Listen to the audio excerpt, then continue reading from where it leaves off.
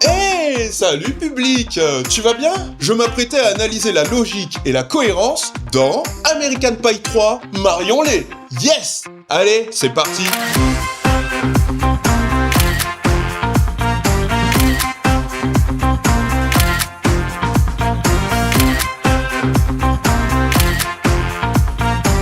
American Pie 1 a cartonné auprès du public et a rapporté un gros paquet de fric.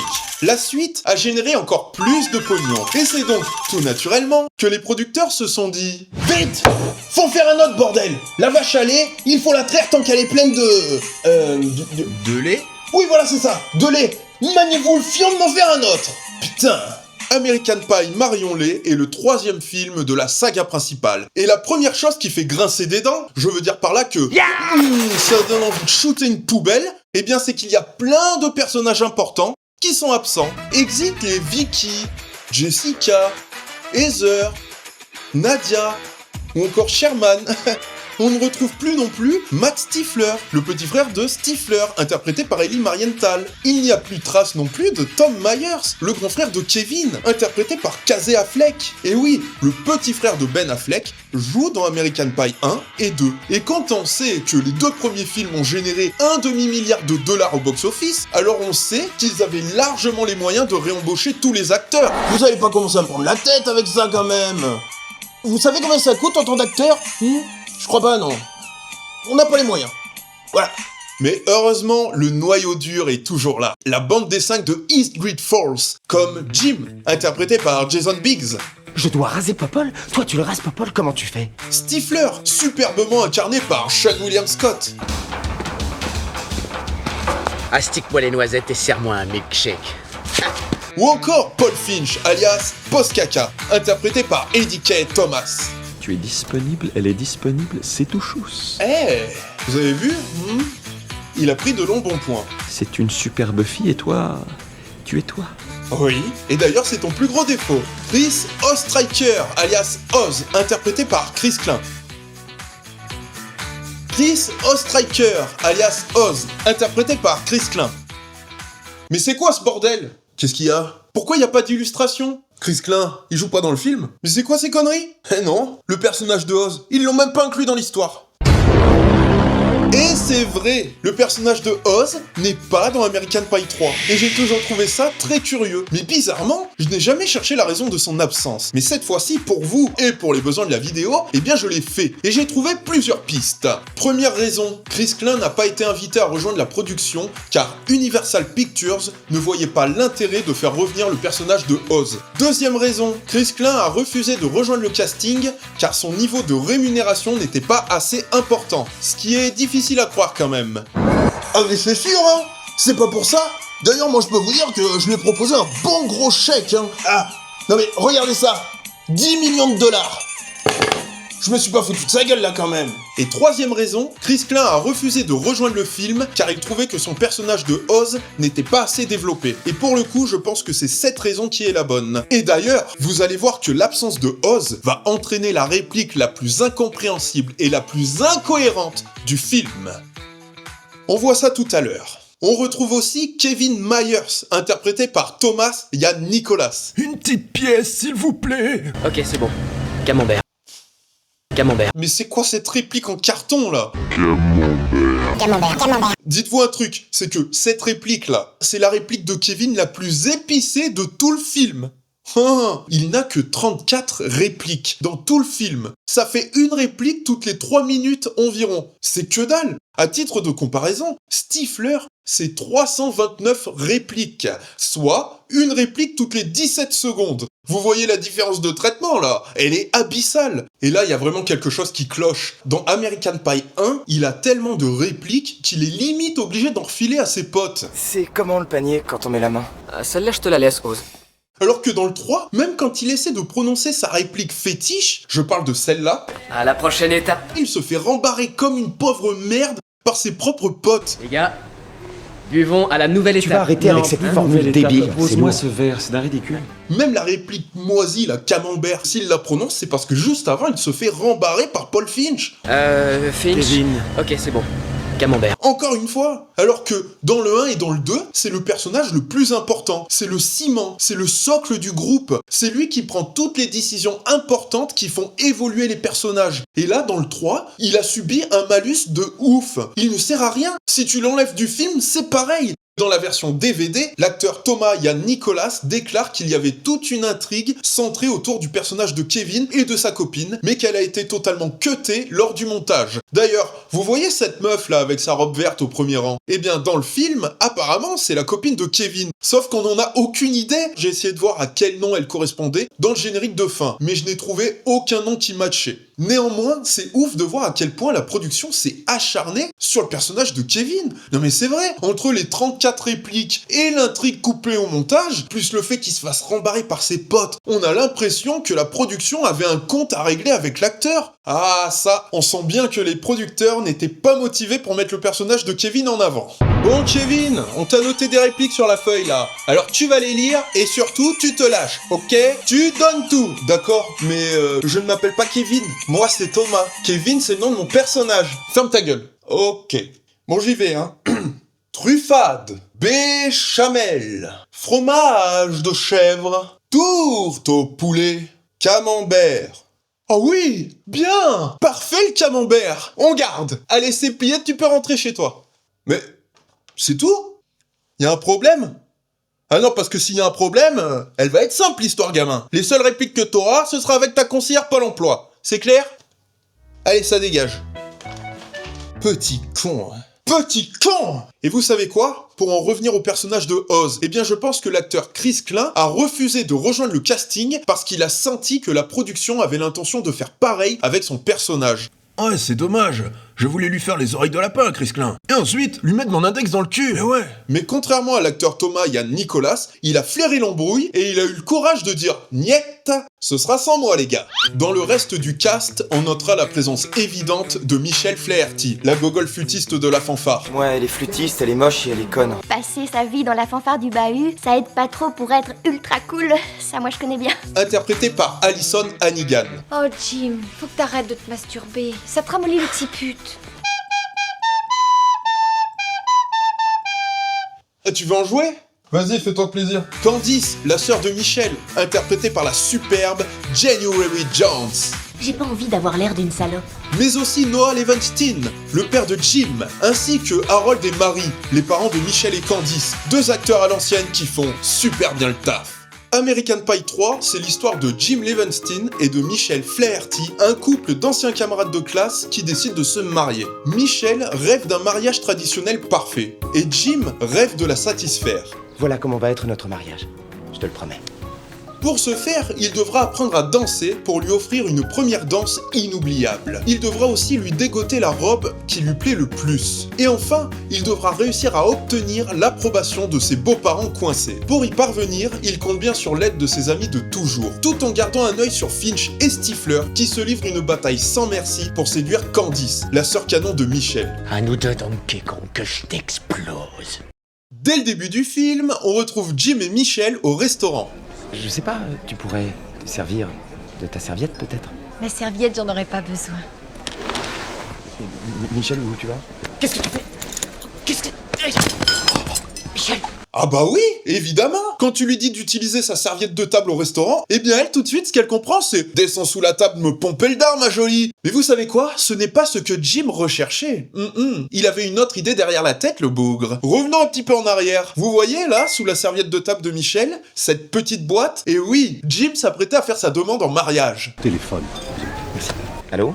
Jim, c'est ton père. Tu as oublié la bague chez nous. La boîte que tu as avec toi est vide, mais j'arrive. What? Attends, le gars, il a emmené une boîte vide à sa demande en mariage.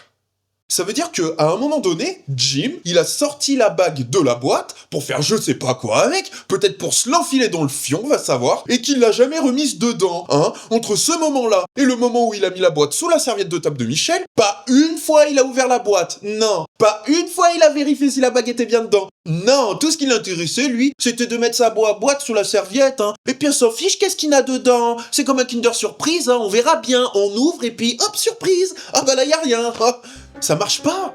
J'en reviens pas que mon fils fasse sa demande en mariage ce soir. Quand on est sûr, hein. C'est avec la gogole flûtiste de la fanfare, c'est ça? Oui. Michel, elle s'appelle. Je te l'ai déjà dit plein de fois. Ouais, belle connerie, hein. Qu'est-ce que tu viens de dire? Moi? Ah mais j'ai rien dit, moi. Bah si, j'ai cru t'entendre. Non, mais c'était pas moi. C'était quelqu'un d'autre. J'ai dû rêver alors, hein. En tout cas, fiston, n'oublie pas l'objet le plus important, hein. C'est petit et ça forme un cercle. Tu vois de quoi je parle? Oui, bien sûr. Tu me prends pour qui? Pour un abruti qui a rejeté Nadia pour au final se marier avec une gogole flûtiste de la fanfare? Michel. Ah, si tu veux. Belle connerie. Oh là là là là là là là là. L'objet le plus important, mais c'est quoi? Bon, calme-toi, Jim. C'est forcément un de ces deux objets. Amstramgram, piqué, collé, gram, ça sera toi qui le sera. Oh, j'en étais sûr que c'était celui-là de toute façon. Ah, une belle petite boîte vide. Parfait. À part faire passer Jim pour un gros gogol qui, visiblement, on a relativement rien à faire de se marier, ça sert juste à faire venir le père au restaurant. Mais ça n'apporte rien. Une fois que le père est là, bah il est là et puis c'est tout. Ah si, je suis mauvaise langue. À la fin, il sert à quelque chose. Il mate la teub de son fils et dit... On aimerait bien être tous comme toi. Merci Eugène. Allez, next. Nous arrivons à la fameuse réplique dont je vous ai parlé un peu plus tôt. Vous allez voir que l'absence de Oz va entraîner la réplique la plus incompréhensible et la plus incohérente du film. Cette réplique est prononcée par Finch au sujet de Oz. Écoutez bien, c'est parti. C'est une bonne chose que ton copain Oz ne soit pas là. One again. C'est une bonne chose que ton copain Oz ne soit pas là.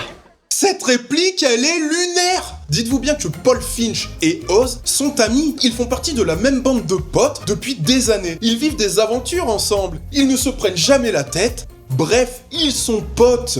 Du coup, cette réplique, mais elle n'a aucun sens. Le pronom utilisé, c'est une bonne chose que ton ami Oz ne soit pas là. En le disant comme ça, il sous-entend que Oz n'est pas son ami. Sinon, il aurait dit c'est une bonne chose que notre ami Oz ne soit pas là. Et puis, vous savez quoi? Peu importe le pronom utilisé au final, hein, parce que le sens de la phrase. Mais même le sens, il est incompréhensible. Oz, c'est l'un des meilleurs amis de Jim. En quoi ça pourrait être une bonne chose que l'un de ses meilleurs amis ne soit pas présent à l'un des événements les plus importants de sa vie? Ça peut être plein de choses, mais certainement pas une bonne chose. Mais du coup, cette réplique, elle est tellement stupide. Et je peux vous dire qu'à chaque fois que je regarde le film, elle me fait tiquer. À chaque fois, je me dis, mais c'est ouf à quel point les gens qui ont écrit les dialogues ne connaissent pas la saga. Ils n'ont jamais vu les deux premiers films, c'est sûr. Ils ne connaissent pas non plus les personnages. J'ai pas raison? Oh que oui, totalement.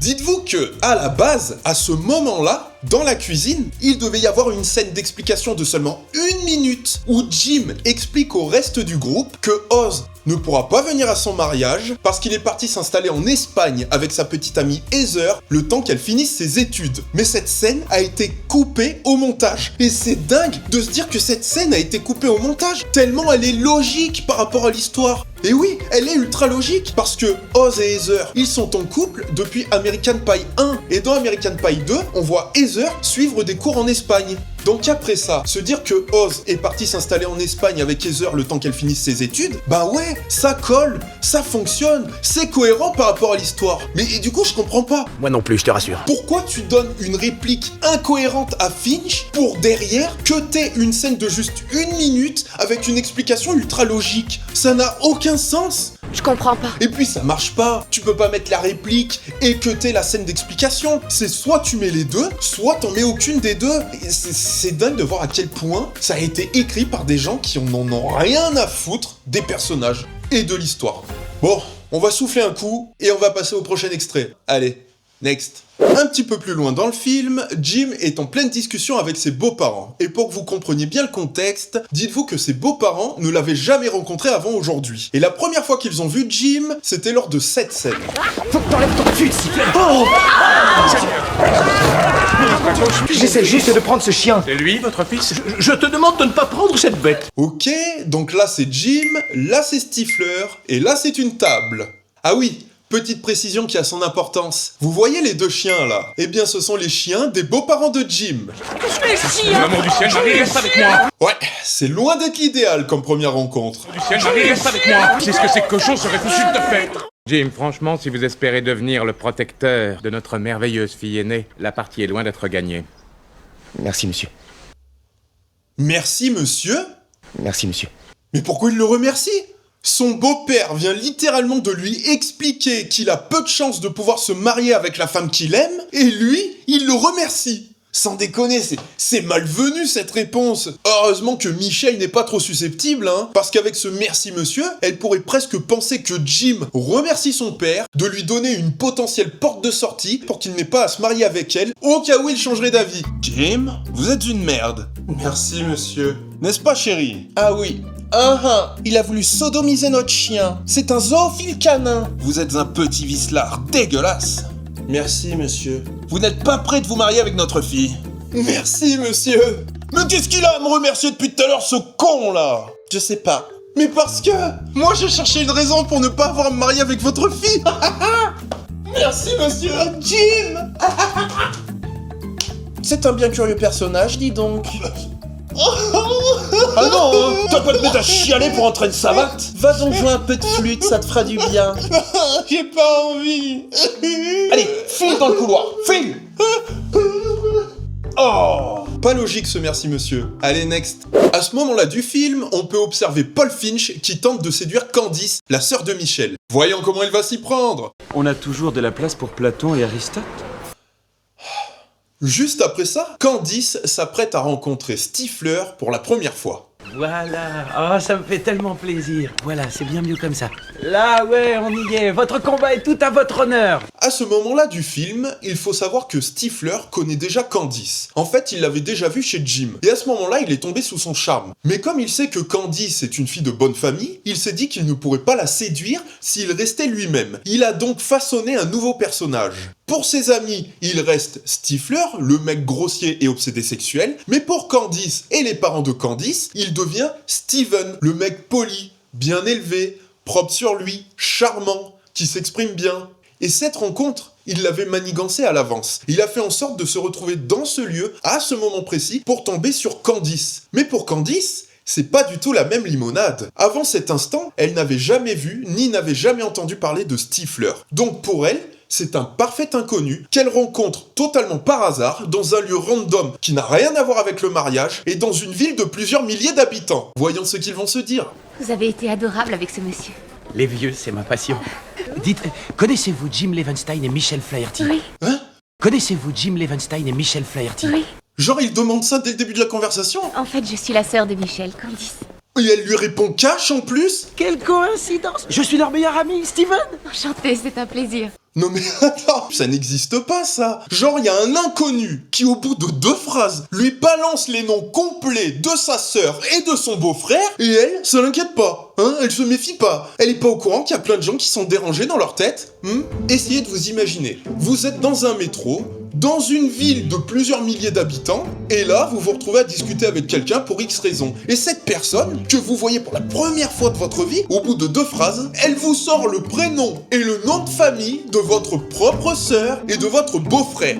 Essayez d'imaginer l'effet que ça vous ferait. Moi, ça me ferait flipper. Je serais là en train de me dire, oh là, mais attends, c'est qui ça? C'est qui ce stalker tout chelou là? C'est qui ce psychopathe qui visiblement espionne ma vie? Et ça serait naturel de réagir comme ça. Vous savez pourquoi? Parce qu'on a un instinct de survie et qu'on sait qu'il y a plein de gens qui sont starbés dans la nature. Mais Candice, elle, ah non, pas du tout, hein. Visiblement, elle est pas au courant, hein, qu'il y a plein de tarés. Non mais sérieux, vous l'avez vu répondre? Genre, elle est là, ah oui, ah, il fait beau. Les gens, ils sont gentils, tout le monde, il est beau, il y a des papillons, le mal, ça n'existe pas, la la la. Elle vit dans le monde de Winnie l'ourson, quoi. Il y a absolument aucune once de méfiance chez elle. Cette séquence, niveau prévention, c'est 0. Ah super, le message transmis, top, rien à dire. Les psychopathes aussi ont un cœur. Ne les rejetez pas. Oui, franchement, si la séquence avait été un tant soit peu logique et réaliste, Candice, elle aurait réagi comme ça. Allez, on y va, on essaye, poussez, poussez sur votre canne. Allez, c'est trop mimi. Poussez, poussez, encore oui. Oui, c'est bien, allez, poussez.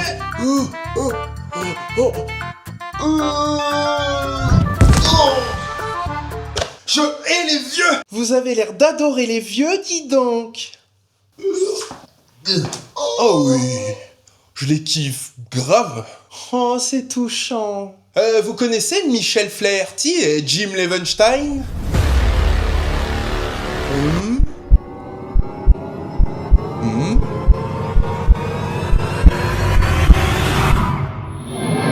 connaissez Michel Flaherty et Jim Levenstein?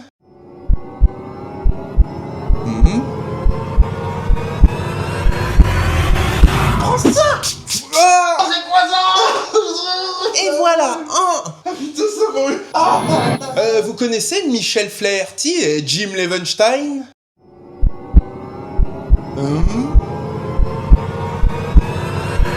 Tiens! Au secours, vite, venez m'aider, il y a un violeur! Venez l'attraper, vite, vite! Il s'enfuit, courez-lui après, allez! En tout cas, cette séquence, elle est pas du tout réaliste. Allez, next.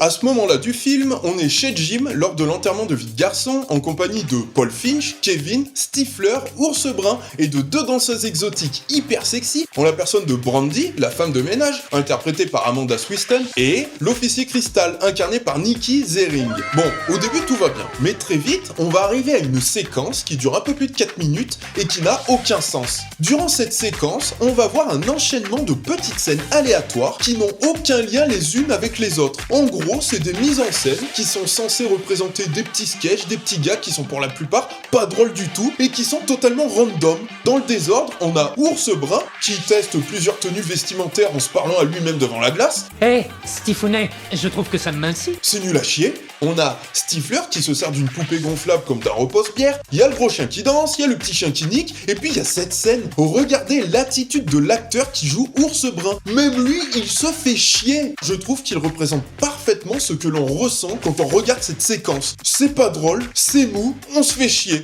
Voilà. Alors, c'est dur de vous l'expliquer, c'est dur de vous partager ce qu'on peut ressentir face à cette séquence. Mais ce que je peux vous assurer, c'est qu'elle casse totalement le rythme du film. Et ça nous sort du film. On a l'impression d'être dans une sorte d'immersion réalisée en docu-fiction, qui nous montre des chiens et des gens qui font la fête. Et on est là, on se dit, waouh, mais c'est quoi cette séquence? Mais elle a rien à foutre là, sérieux. Sa place, c'est dans les bonus DVD du film. Mais heureusement, il y a quelques petites choses à sauver. Alors déjà, on a le chemisier de Brandy. Figurez-vous que c'est un chemisier qui est capable de retrouver sa taille et de se réparer tout seul. À un moment, c'est Paul Finch qui porte le chemisier. Vous avez vu la différence de gabarit entre lui et Brandy? Et forcément, il va l'élargir le chemisier, c'est sûr. Et en plus, Brandy va le craquer. Vilaine fille! One again? Vilaine fille! Et pourtant, après ça, regardez, le chemisier a retrouvé sa taille et il s'est réparé tout seul. C'est magique! Ouais, sinon on a cette réplique de Kevin. Ma copine est très dure et il m'est interdit de toucher. Sérieux? Mais apparemment, elle l'interdit pas de mater. Regardez là sur cette scène, regardez comment il mate, hein, ce petit vicieux là. Pour ça, pas de problème. Mais par contre, j'ai pas le droit de toucher. Mais mec, t'es avec des professionnels. C'est-à-dire qu'il y a pas de sentiment, il y a pas d'émotion. Tu peux toucher, personne t'en voudra. Et il trouve le moyen de parler de sa copine? Qui ferait ça en vrai? Qui parlait de sa copine à ce moment-là? Pouah. Tu te crois dans un cirque de clown. Fais-moi plaisir, arrête de faire le bouffon face de l'étui. Non mais regardez-le dans le divan, cette victime là, il est tout traumatisé. Ah non mais vraiment, le film ne l'a pas raté, hein. Lui, de A à Z, il se fait casser de partout. Allez, next. Un peu plus loin dans le film, Stifler, qui entre-temps a été désigné comme gardien de la bague par Marie, Je voudrais que ce soit vous qui vous chargiez de l'alliance. va malencontreusement balancer la bague à manger aux chiens en leur donnant des petites saucisses. À partir de là, il va devoir s'armer de patience et faire face aux assauts de Finch, tout en attendant que les chiens expulsent la bague naturellement. Tu as eu les yeux rivés sur ces chiens toute la sainte journée. J'aime beaucoup les kleps. Putain, c'est pas trop tôt. Ah bah voilà. Maintenant il a plus qu'à récupérer le caca de chien, à le gratter un peu dans un coin et c'est bon, il aura récupéré la bague. Steve, venez nous voir. Venez, on a besoin de vous. Approchez, vilain petit garnement. Non mais là il va se ridiculiser. Il va passer un peu pour un mec dérangé, pour le mec qui se balade avec une merde de chien dans la main. Vous avez dans la main. Une truffe en chocolat. Où est-ce que vous l'avez déniché? Le traiteur a dit qu'il gardait les truffes pour la réception. Le petit voyou. Je vous en prie, ma femme est une fan de chocolat, faites-lui goûter cette truffe. Allô? C'est une merde de chien qu'il a dans la main. Une cuillère pour maman. Maman n'en veut pas. Vous le sentez pas que ça pue la merde de chien? Coupez-la en deux, s'il vous plaît. C'est une merde toute fraîche. Je veux ma surprise maintenant, tout de suite. Non, c'est à moi. Donnez-moi ça. Non. Il y a une merde de chien toute fraîche à 50 cm de leur gueule. Ils devraient le sentir en 2 secondes. Oh, ne soyez pas si bête, donnez. Allons, ne vous battez pas. Oh là là là là. Steven, vous êtes d'un égoïsme. Oh, quel dommage. Ah oui Oh, oh, oh. Vous devriez décrire à la dame pour vous rattraper ce que vous ressentez à la dégustation. Ça a un goût de fruits, le brindille. En plus, les chiens, il les a gavés avec des petites saucisses. Ça devrait puer la mort. Est-ce du chocolat français ou suisse? Allemand, me semble-t-il. Ça pue la merde là. Servez-vous de votre odorat. Inspirez un peu d'air frais. Vous allez voir qu'il y a une odeur de merde de chien avec. Est-elle fraîche? Ah ouais, trop fraîche. Ah, c'est si bon quand elles sont fraîches. Mais pourquoi ils ne sentent rien? Mais ça me rend ouf, sérieux. Quel égoïste, la prochaine fois, apportez-en pour tout le monde. Si vous pouviez pas trop en parler. Quel Allez, petit faut qu'il y aille. caillou. Non mais qu'est-ce qui vient de se passer sans déconner? Stifler, tu as donné la bague à brouter aux vaches, n'est-ce pas? Je kiffe les bovins. Bien sûr. Oh, yes! Excuse-moi, Paul Finch, j'ai affaire. Wouhou, Steven! Approchez, petit galopin. Je suis un petit peu occupé là maintenant. Mais non, vous n'êtes pas occupé. Oh, d'accord. Venez nous voir. Alors, Steven, qu'est-ce que vous avez dans les mains, là? C'est une bouse de vache bien fraîche, avec la bague de mariage enlisée dedans. Je suis désolé, Marie. C'est pas une bouse de vache, ça? N'est-ce pas, chérie? C'est pas une bouse de vache, ça c'est sûr. Vous me faites une mauvaise blague? Pourquoi une blague? Parce que c'est une grosse bouse de vache, ça se voit quand même, non? Puis je sais pas, mais ça pue la merde. Là, tout de suite, maintenant, là, ça pue la merde. Vous êtes sûr que ça va, Steven? Vous n'auriez pas pris un coup de soleil sur la caboche, par hasard? Mais vous êtes shooté ou quoi? Oh, mais même moi, ça me pique le nez tellement ça pue la mort. Vous voulez pas nous dire ce que c'est ça? Bon bah ok, c'est une forêt noire. Vous êtes content comme ça? Ah oui.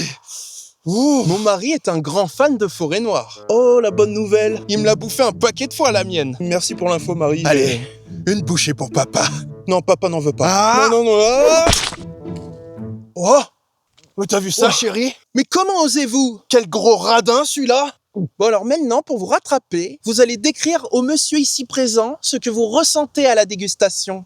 Ok, c'est un goût de champignons et d'herbes fraîches. Petit coquin, va. Vous devez vous régaler, là, hein? Vous pouvez disposer. Si vous pouviez pas trop en parler, d'accord? Mais de quoi est-ce qu'on pourrait bien parler?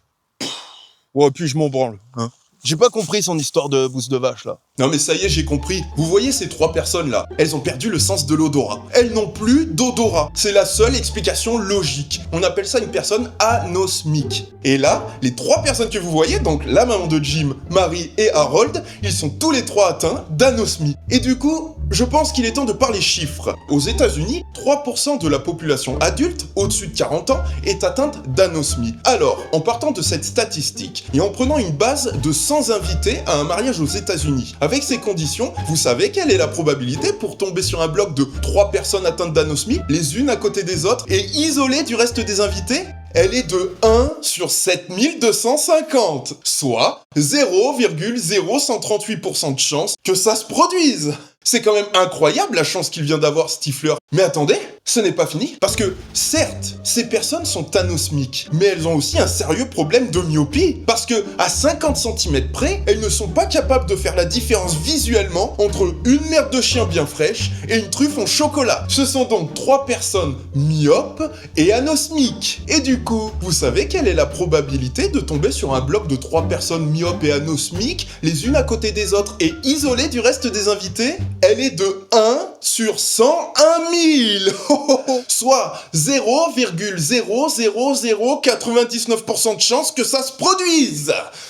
Waouh! Et pour que vous vous rendiez bien compte de la dinguerie statistique, dites-vous que si Stifler allait à un mariage chaque week-end de sa vie, il lui faudrait 1940 années pour tomber sur cette configuration précise. C'est la fête! Allez, next! Un peu plus loin dans le film, Stifler va commettre une énorme bourde. Il va involontairement couper le système électrique de réfrigération des fleurs. Après quoi, elles vont faner et sécher en quelques heures. Et là, tout le monde va se retourner contre Stifler. Tu as tout gâché. Tu peux partir, c'est ce que t'as de mieux à faire. Stifler, désireux de se rattraper de son erreur, va partir à la rencontre de Madame Zikowski, la femme responsable de la logistique des fleurs du mariage. Voyons comment il va s'y prendre. Ouais. Hé, mademoiselle Zikowski, je suis le mec qui vient de tuer toutes les fleurs du mariage entre les Weinstein et la mongole de la fanfare. Vous dites? Alors maintenant, le but du jeu, elle rassemble toutes ces fleurs, elle les coupe vite en cubes et elle envoie tout le bordel au mariage. Est-ce qu'il vous manque une case? Ah, il m'en manque plus d'une. C'est impossible. Ah, mais c'est bien mal connaître Stifler que de croire qu'il va se laisser abattre. Il va balancer une punchline qui ferait pâlir le grand Maximus de Gladiator. On renonce pas à la mi-temps, madame. Où est la victoire? Elle est en nous. Voilà ce que j'appelle avoir des couilles, ma poule. Waouh, ça a marché ça? Je vous propose qu'on essaye une autre phrase pour rendre ça plus logique. Jacques a dit rallumez la lumière, revenez vers votre fenêtre et ouvrez-la. Et voilà. Si on part du principe que quand Stifler réveille Madame Zikowski, il est minuit, et que le matin dans le hall, quand Jim et Michel arrivent, il est, pour voir l'âge, 8h du matin. Ça voudrait dire qu'en 8h, ils ont récupéré des fleurs, qu'ils les ont travaillées et qu'ils les ont amenées au mariage. À la base, il devait y en avoir des centaines, peut-être des milliers, genre 2000, 3000, et ces fleurs, il a bien fallu les commander la première fois, en appelant des fournisseurs, puis après, il a fallu des chauffeurs professionnels pour les amener jusqu'à la boutique de Madame Zikowski, hein. Donc là, il a fallu refaire pareil, et vous allez me dire qu'à minuit, elle a appelé des fournisseurs comme ça, mais non, ils vont pas répondre. Donc vous voyez, c'est pas possible parce que je pense pas qu'elle ait 2 ou 3000 fleurs qui traînent dans un coin de son tiroir, hein. Madame Zikowski le dit très bien elle-même. C'est impossible. Vers la fin du film, Candice, touchée par les efforts que Stifler a fournis pour se rattraper de son erreur, décide de lui donner une nouvelle chance. On se retrouve dans le placard à gros linge. Et voilà, le rendez-vous est pris, on y arrive tout doucement. La première coucherie du film va enfin avoir lieu. Première coucherie du film entre Stifler et... pas Candice. Elle a été interceptée par sa maman. Où est-ce que tu vas? Oh, tiens, maman. Mais alors, avec qui Stifler il est en train de copuler depuis tout à l'heure dans le noir? Grand-mère. Grand-mère. Concentre-toi, veux-tu? Il faut te concentrer. Oui, avec la grand-mère de Jim. Ça n'a rien à voir avec ce que vous croyez. Oh. Au préalable, la grand-mère de Jim a été enfermée dans le KGB par John et Justin, je crois qu'il s'appelle. Elle est où, la grand-mère? Ça va, t'affole pas. Là où on l'a mise, elle dérangera plus personne. C'est dégueulasse de faire ça, non mais sérieux. Et c'est pourquoi il y a eu ce quiproquo. Stifler il est arrivé, il a pas allumé la lumière. Bah non, pourquoi allumer la lumière? Restons dans le noir, hein, c'est plus excitant. Puis après, quand il est allé vers la grand-mère de Jim, qu'ils ont commencé un peu à se toucher, à se déshabiller, à s'embrasser, bah là, il s'est pas aperçu qu'il était en train de faire l'amour avec une grand-mère en surpoids, hein? Une femme âgée d'au moins 85, voire 90 ans, avec une odeur qui n'est pas celle de Candice? Comment est-ce possible? Et puis, il a déjà embrassé Candice. Donc, au goût, il est pas capable de faire la différence entre une jeune femme et une grand-mère de 90 ans, qui doit avoir un goût de médicament en plus. Ça va pas, parce que depuis le début de la saga, on nous vend Stifler comme un homme à femme. L'autoproclamé fornicator. L'homme qui s'est envoyé plein de gonzesses. Cette année, 23 meufs je me suis tiré, et sans parler du coup à la bibliothèque où je me suis fait piper. Ce mec-là ne serait pas capable de s'apercevoir quand il fait l'amour avec une grand-mère? Ça veut dire deux choses. Soit Stifler est un monumental mytho et il n'a jamais couché avec une seule femme, ce qui est faux parce qu'on l'a déjà vu coucher avec des femmes dans les autres films, soit il a un sérieux problème avec ses 5 sens. L'odorat, le goût, mais surtout le toucher. Parce que vous, franchement, si on vous met dans le noir, au toucher, vous serez bien capable de faire la différence entre un corps lisse et ferme et un corps gras et gélatineux. Hein? On est d'accord? On peut donc raisonnablement affirmer que Stifler n'a pas le sens du toucher. Et vous savez comment on appelle ce genre de personne? Eh bien, on appelle ça une personne qui est atteinte d'anesthésie cutanée. Et Stifler est atteint d'anesthésie cutanée. Je vois que ça comme explication. Et donc, vous reprendrez bien un petit peu de DSR de probabilité. Vous vous souvenez tout à l'heure, la probabilité de tomber sur un bloc de 3 personnes les unes à côté des autres, toutes atteintes d'anosmie et de myopie. Hein? Eh bien, à votre avis, quelle est la probabilité pour que la personne qui tombe sur ce groupe précis soit atteinte d'anesthésie cutanée? Eh bien, elle est de 1 sur 168, soit 0,00063% de chance de tomber sur cette configuration précise.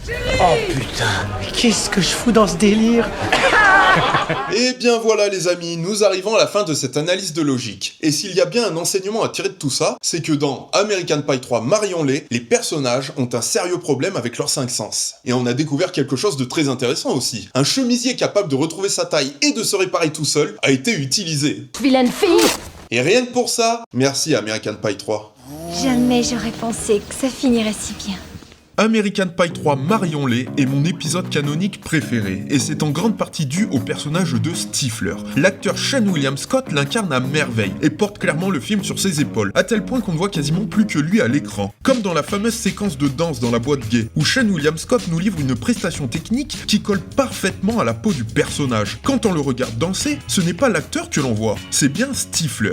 Dans le film, il peut modifier sa personnalité et ses manières sur commande. Ainsi, il passe du macho grossier et impoli à un parfait gentleman charmant et bien élevé à chaque fois qu'il en a besoin. Ça rend le personnage très intéressant, et ça fait que quasiment n'importe qui peut s'identifier à lui, car on est tous un peu comme ça. On a une personnalité de surface, celle que tout le monde peut voir, et on a celle de notre moi intérieur, beaucoup plus discrète et réservée. Et voir Stifler switcher d'une personnalité à l'autre pour s'adapter aux situations et tromper son monde, bah c'est vraiment trop drôle. Et c'est pour ça que j'adore ce film, car Stifler me donne ce que j'ai toujours voulu avoir, le pouvoir de m'adapter et d'être aimé. Orphelin de Oz et de pas mal de personnages cultes de la saga, American Pie 3 était un projet qui partait bien mal. Cependant, il a très bien marché à l'international, engrangeant plus de 200 millions de dollars. C'est un peu comme si Stifler avait regardé le box-office droit dans les yeux et lui avait susurré « T'aimes ça hein, quand je t'enquille, baby !»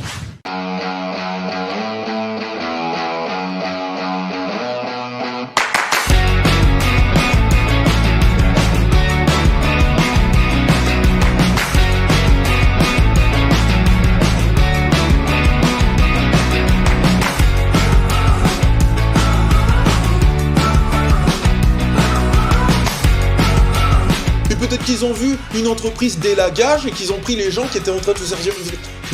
Voilà. Ouh, ça c'était raté.